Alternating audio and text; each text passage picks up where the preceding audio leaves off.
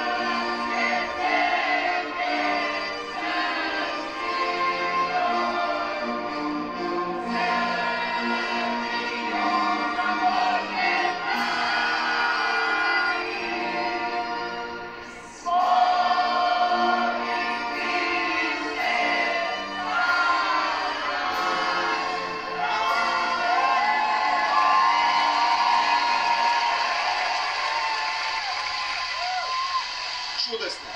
Stvarno mora se izučavati ovaj njihov put do ovog zlata. Kakva igra!